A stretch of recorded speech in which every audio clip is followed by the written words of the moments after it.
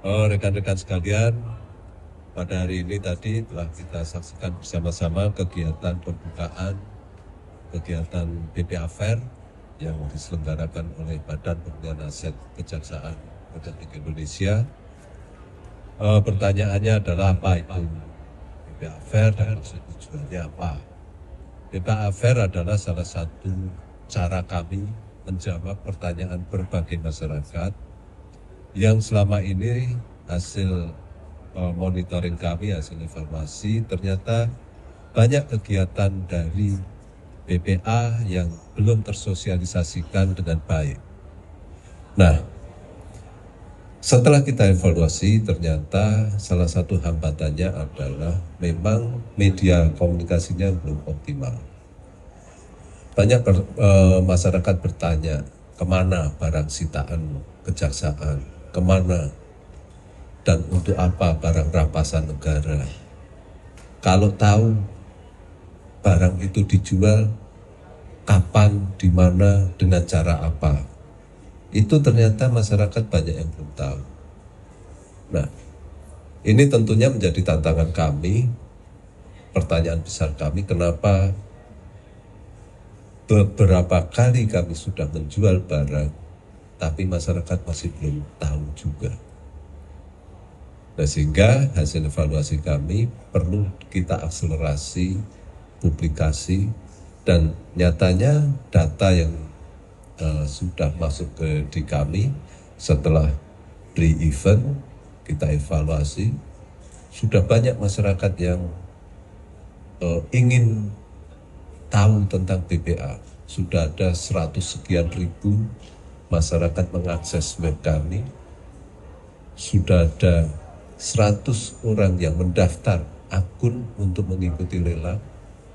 Di antaranya bahkan sudah masuk uang jaminan ke kami sekitar 12 miliar sekian. Nah, ini tentunya menjadi kabar yang baik bahwa ternyata memang selama ini masih ada kebuntuan. Nah, melalui BPA Fair ini kami ingin mengintegritaskan pejabat kami untuk menyelenggarakan kegiatan yang lebih transparan, lebih akuntabel. Nah, diharapkan dengan BPA Fair ini komunikasi terjalin dan sudah terjadi peningkatan. Salah satu contoh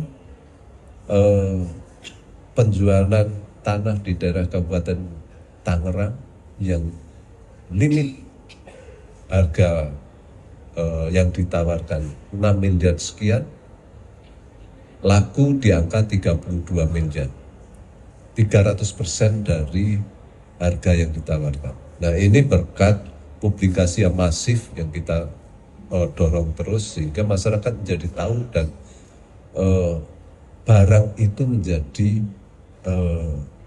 diminati oleh masyarakat. Contohnya alat musik gitar. Mungkin masyarakat belum tahu ada alat musik gitar yang secara custom dibuat oleh seniman kita dan ternyata punya nilai tinggi dan itu barang yang patut dan pantas dikoleksi. Dan masyarakat belum tahu. Nah, oleh karena itu penyajian pelelangannya pun kami desain sedemikian rupa sehingga gitar itu bukan hanya dipandang sebagai alat musik, tapi sebagai sebuah karya seni. Nah, inilah pola-pola kami untuk berupaya meningkatkan harga jual barang yang kami miliki. Termasuk bisa rekan-rekan lihat barang-barang yang kami tawarkan juga terawat dengan baik. Kondisinya kami jamin baik. Dan ini masyarakat juga harus tahu bahwa membeli barang kami itu bukan memberi barang bermasalah, tapi barang yang sudah selesai masalahnya. Sehingga ada kepastian bagi masyarakat bahwa membeli barang kami itu sama artinya dengan membantu negara dalam menyelesaikan barang-barang rampasan ini. Yang ujungnya uang ini akan kita setorkan ke kas negara dan bisa dipakai untuk pembangunan negara. Sehingga ini merupakan satu ekosistem yang tidak boleh diputus dan ini akan kita dorong terus. Ya, jadi intinya BPA Fair adalah tonggak di mana kami membuka diri dan menginformasikan seluas-luasnya bahwa proses lelang bisa diikuti oleh siapapun dengan harga yang sangat kompetitif dan bisa dibeli dalam keadaan tanpa masalah. Mungkin demikian. Terima kasih. Baik, mungkin ada pertanyaan dari rekan-rekan. Dua dulu ya. Silakan. Pak, saya Ivan Pak dari IDS. Dari event BPA Fest ini barang apa yang paling memiliki nilai yang paling fantastis dan itu dalam perkara apa Pak? Kemudian yang paling murah mungkin ada barang apa dan dari perkara apa? Ya, kalau yang paling fantastis kami jual tentunya crude oil ya. Kita tahu ada crude oil yang di awal pre-event sudah kita jual itu harga limitnya di 800 miliar sekian, dan sudah laku di angka 900 miliar sekian, ada peningkatan. Kemudian kalau barang yang paling murah ya kita lihat ada patung-patung yang memang itu, tapi itu kita jual secara paket sehingga nanti bisa dibeli secara borongan. Nah, tapi barang yang paling banyak diminati saya lihat untuk sampai saat ini Harley Davidson yang warna biru ini, untuk sementara ini data di kami yang masuk itu yang paling banyak diminati masyarakat dan nilai penawarannya pun dari masyarakat sudah banyak mengalami peningkatan dan ini syukur alhamdulillah, artinya kami yakin barang ini akan terjual dengan harga yang sepantasnya. Pak, tadi good oil dari perkara apa Pak? Crude oil dari perkara pidana umum pencemaran lingkungan. Kalau Harley Davidson Pak? Harley Davidson ini, oh ini TPPU ini ya, Indraken. Ini perkara TPPU Indraken. Pak, itu yang pencemaran lingkungan PT kapal tanker PT Arman Bang? Ya. Oke, satu lagi.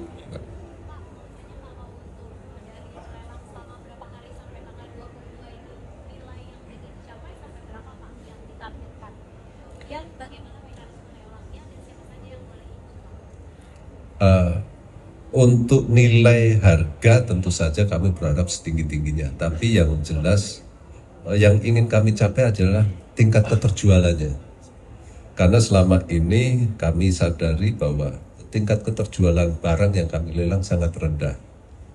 Ya, kurang lebih 25%. Nah, ini yang kami berusaha untuk kami tingkatkan menjadi 75%. Nah, ini bahwa harganya tentu saja kami berharap harga yang terbaik. Ya. Terus untuk mekanisme ini kami buka seluas-luasnya ya.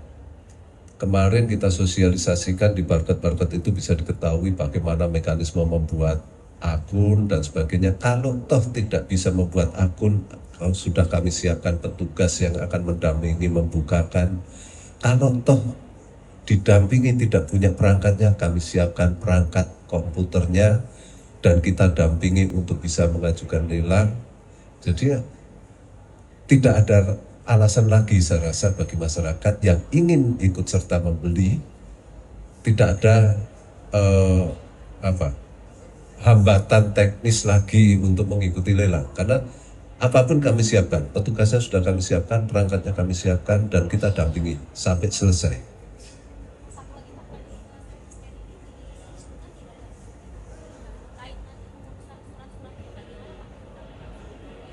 Untuk surat-surat setelah dinyatakan sebagai pemenang, nanti akan ada proses, nanti pelunasan, setelah dilunasi nanti surat-surat risalah lelangnya akan kita berikan, dan dengan surat risalah lelang ini nanti bisa dipakai untuk mengurus administrasi.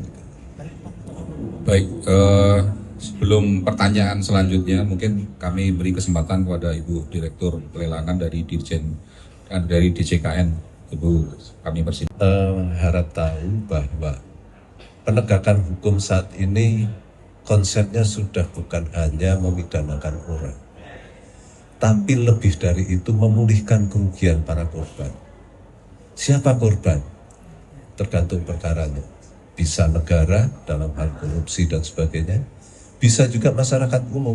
Tadi ada Harley Davidson, itu korban penipuan, korban. Ini uangnya nanti kembali ke masyarakat korban penipuan itu.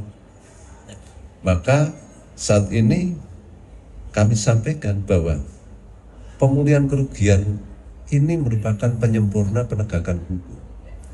Kita harus bisa memulihkan kerugian yang diderita oleh masyarakat, bukan sekedar hanya menghukum pelakunya, tapi masyarakat harus dilindungi haknya dan dipulihkan kerugiannya dari kejahatan. Itu yang utama, sehingga kami sangat berharap barang ini bisa kami jual dengan harga yang maksimal supaya masyarakat yang dirugikan atau negara yang dirugikan ini bisa optimal menerima pemulihannya. Mungkin itu. Pak Kuldadi, selain bisa diakses online, pihak yang tertarik bisa datang langsung ke tempat persisnya atau bagaimana sih Pak untuk pemeriksaan langsung lagi terakhir dari? Ya, jadi PPA Fair ini hanya pengungkit ya, pengungkit memicu masyarakat untuk yang tadinya tidak aware menjadi aware. Pada dasarnya sebenarnya bisa diakses dari mana saja, ya. Tapi kita siapkan forum di mana apapun yang ditanya oleh masyarakat yang tidak diketahui itu bisa ditanyakan di sini. Disinilah forum masyarakat yang ingin mengetahui bisa bertanya dan ingin membeli secara langsung juga bisa kita siapkan petugasnya untuk mendampingi dan melakukan penawaran. Sampai kapan ini Pak? Penutupan tanggal 21. Ya. Tadi kan Bapak sebutkan sebelumnya itu penjualan hanya 20% dan target 75%. Apa sih Pak kendala di tahun-tahun sebelumnya? Ya. Sebenarnya Bapak kan menyebutkan penjualan hanya 20%, target 70%. Kendalanya apa sih Pak? Yang utama adalah karena belum tersosialisasi dengan baik. Artinya selama ini sudah dipublikasikan, tapi tidak masif. Sehingga masyarakat tidak tahu kapan kita menjual, di mana kita menjual, bagaimana caranya menjual. Nah ini makanya pentingnya BPA Fair ini, kita sudah mulai dari pre-event kemarin, kita Car Free Day kita sosialisasikan, terus di web kita informasikan dengan jelas. Kalau toh belum tahu juga, silahkan kami tunggu hadirnya di sini. Monggo berinteraksi langsung dan kita dampingi. Ya. Pak, tadi 70% itu berapa Pak nilainya Pak? 75% dari 308 item yang kita jual. Itu ya. Harganya berapa? Ya kita harap setinggi-tingginya. Yang jelas sampai saat ini uang jaminan yang sudah masuk di kami yang pasti mereka akan ikut bidding itu sudah 12 miliar sekian atau setara 800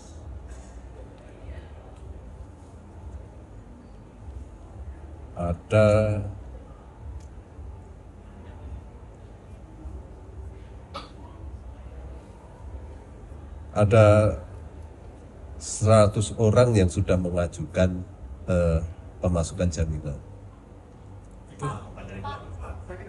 Satu lagi.